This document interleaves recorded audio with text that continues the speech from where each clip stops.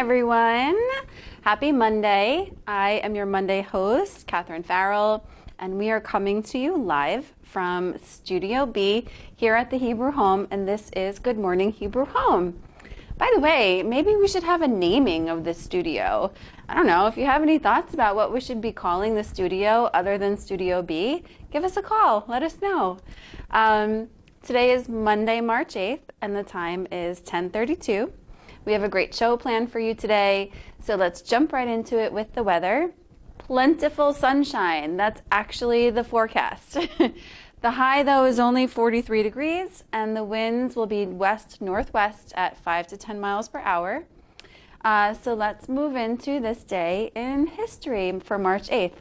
In 1884, Susan B. Anthony addresses the U.S. House Judiciary Committee, arguing for an amendment to the U.S. Constitution granting women the right to vote. That's 16 years after the legislators first introduced a federal women's suffrage amendment. In 1930, and our sports friends will like this, Babe Ruth signed a 2-year contract for $160,000. Okay, so that's 1930, $160,000, and that was with New York Yankee GM Ed Barrow. So he wrongly predicted that, quote, no one will ever be paid more than Ruth. We know that's not true.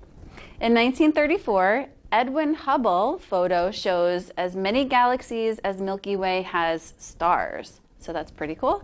And then not too long ago, but I guess more than 20 years ago, 25 years ago, Fargo, directed and written by Joel and Ethan Cohen, starring Frances McDormand, William H. Macy, and Steve Buscemi, released in the U.S. So that was a great movie. They had pretty interesting accents for that movie. That's pretty much what I remember about it. And that it was very cold. But Frances McDormand did a great job in that movie. I love that movie. Our national day for today, it's International Women's Day, but it's also Women's History Month. It's National Oregon Day. And by the way, people from Oregon always say that you have to pronounce Oregon, Oregon, and not Oregon. Right? I've traveled there, so I was an East Coaster pronouncing it Oregon and was quickly corrected. It's National Peanut Cluster Day, and it is National Proofreading Day. On to our birthdays. The only resident celebrating a birthday today is Carmen R. Happy birthday. We have a few staff members, including one from my team, Carolina in TAP. Happy birthday. She's off today, but I hope she's having a really great day. Yvonne from Food Services and Fautomata in Nursing. Happy birthday, everyone. Today's birthday horoscope for March 8th. Pisces could find that their friends or partners need extra space to deal with their own stuff today. If those close to you seem a bit distant, it's perfectly normal. They probably have a lot on their plate right now and need the time and space to get caught up. Being understanding and sympathetic to their needs for space and time is the most thoughtful thing you can do for them right now. Today's soul advice: you are the only person whose actions you can control. You are not responsible for how others treat you or react to you. Their actions and choices come from their own view of the world. So of course, this doesn't mean you needn't be kind. Of course you should. This does mean that when people are unkind to you, it is not your fault or really about you to begin with, which I think is pretty good advice and sometimes difficult to remember. So let's check out our menus for today. For lunch, it's a cheeseburger with French fries and tomato basil salad, and then pears for dessert. The dinner tonight is a roasted fennel and carrot soup. The entree is fried fish with sauteed vegetable, rice, and beans, and dessert is vanilla pudding. Okay, so our sports news. Okay. I looked up how to pronounce this last name because it was very important to me, and it's actually stated a lot in this article. So Giannis Antetokounmpo. That's what it is. Antetokounmpo. Giannis Antetokounmpo wins NBA All-Star Game MVP after shooting 16 of 16 from the field. And this was an article from the USA Today by Jeff Zilgett. Milwaukee's Giannis Antetokounmpo couldn't miss in Sunday's NBA All-Star Game. Literally, not figuratively. The Bucks star made all 16 shots he attempted and had 35 points for Team LeBron in 170-150 victory over Team Durant. Golden State's Steph Curry picked up right where he left off as winner of the three-point contest that took place just before the All-Star game. He made an All-Star record 7 threes in the first half, some from near half court, and finished with 28 points. Damian Lillard matched Curry's 8 threes and had 32 points, scoring the winning basket on a three-pointer from just over half court. Dame time indeed. So, in a game full of stars compiling big stats, who gets the NBA All-Star Game Kobe Bryant MVP award? Any of the three were viable options, but when in doubt, go with the player who was perfect. Giannis Antetokounmpo celebrates his first All-Star MVP award. Congratulations. Antetokounmpo picked up his first All-Star MVP in a game in which he became the first player in NBA history to shoot 100% from the field on 10 or more shots.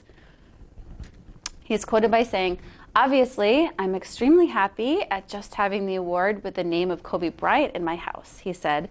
"It's a great feeling. I wanted to win the one last year really bad, but I had a chance to win because I felt like I wanted to have the trophy in my house. But this year, I wasn't even thinking about winning. I was just thinking about having fun, and I had the opportunity to play as well." Antetokounmpo, a 2-time regular season MVP, had 9 dunks, including his first 3 makes, and finished his scoring with a three-pointer he banked in off the backboard, his second three-point bank of the game. Quote, "Hey man, I'm just trying to do this back home too, but they're not letting me," Antetokounmpo said. "So you guys got to put the word in and tell them to let me shoot more threes." Nah, I'm joking. With his first pick in the All-Star draft, LeBron James, who is a 4-0 as an All-Star GM, selected Antetokounmpo with his second pick, and he took Curry. "That's why I drafted them, man," James said. "It's guys that I obviously compete against on a nightly basis, but guys that I'm just in awe of." There was a special father-son moment just before the game when Antetokounmpo and his son Liam took turns dribbling a basketball on the sidelines near half court. Quote, "It's a great feeling having Liam come watch me play this first All-Star game and being able to play well," he said. "It's amazing, but at the end of the day, I just want Liam to see somebody that's having fun, somebody that plays with joy and enjoys what he does. I didn't care about the outcome, but that's what I wanted him to see. That's what I wanted him to grow into." And that's such a great message. So congratulations to Antetokounmpo.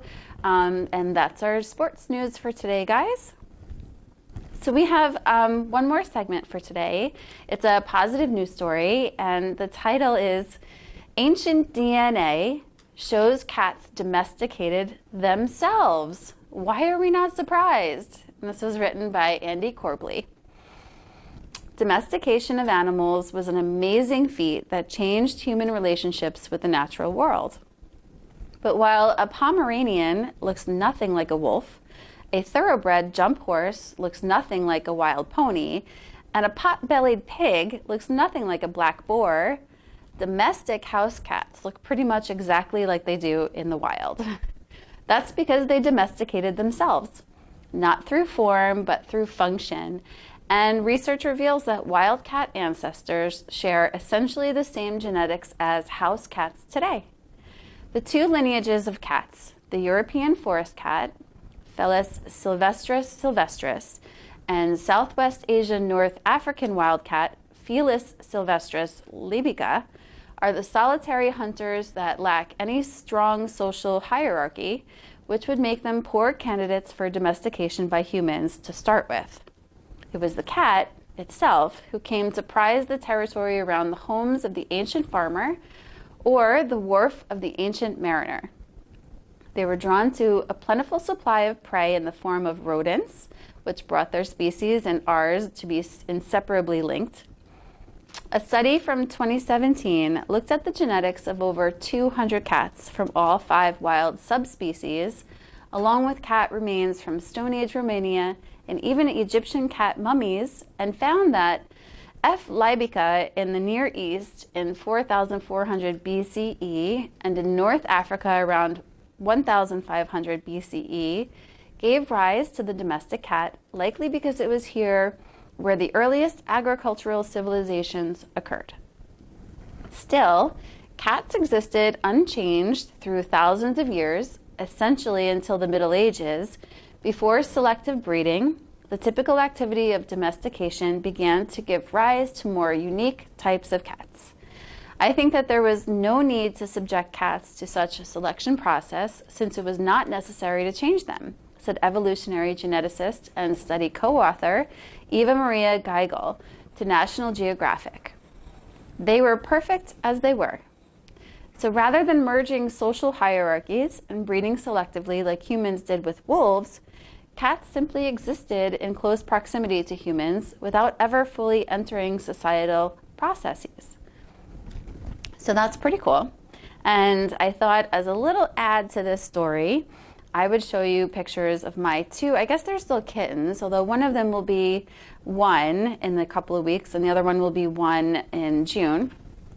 And they do behave like they just own the house. So I guess that's part of their societal hierarchy.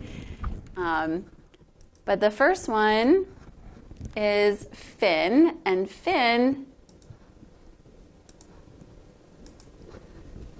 likes water for some reason. So he is the younger one, and he's a long-haired, I guess ginger-colored cat, but orange tabby. And for some reason, he loves water. He just can't get enough of it. So there he is in the sink right after washing dishes. And there's Finn and Piper together on the chair that everybody in my household wants, but of course the cats get it because they get whatever they want, including the laundry when they want it, and going for more water. And they get the crib. So I'm really not surprised that they domesticated themselves, centuries ago, because they're still doing it now. Pretty much whatever they want, including dominating the Great Dane in the house. So there you go. Proof that cats domesticated themselves. All right, my friends. So that's our show for today. Remember to tune into Channel 8 later. We have What's the Story with Kate coming right up at 11:15, then Exercise with Deborah at 1:30, and then Resident Counsel at 2:30. Don't forget, you can catch this episode tonight on Channel 88 at 6:30 or on YouTube anytime. Join us again tomorrow for another great show, same time, same place. Once again, I'm your Monday host, Catherine Farrell, and this is Good Morning Hebrew Home. Bye, guys.